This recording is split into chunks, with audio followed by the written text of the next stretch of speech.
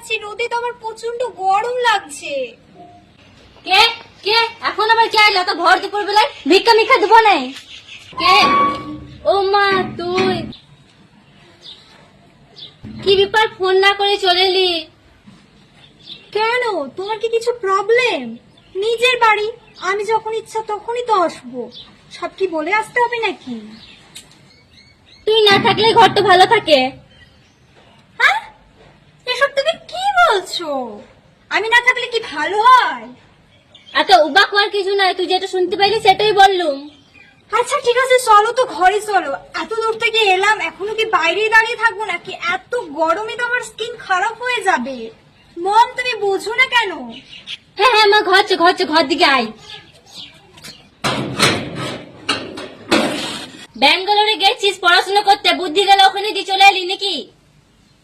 ছাতাটা খুলে ঘর ঢুকে দিয়েছিস যে, বন্ধ কর, এটাও জানিস না নাকি? ও সরি সরি সরি, ছাতাটা বন্ধ করতে তো আমি ভুলেই গেছিলাম। ঠিক আছে চলো। মম মম, কি হলো? আরে আমি হোস্টেলে একটা ছেলেকে ভালোবাসি।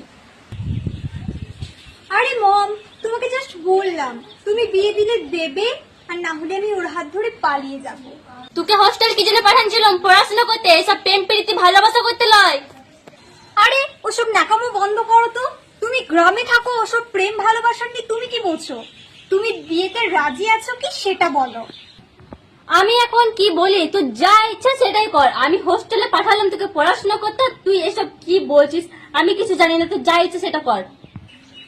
আরে তোমার মতামতে আমার কিছু যাই আসে না, এটা জাস্ট এমনি বললাম। ঘরের টিনের চাল আর এইদিকে আমার মেয়ের ফুটনি দেখো, আম্বানির বিটি।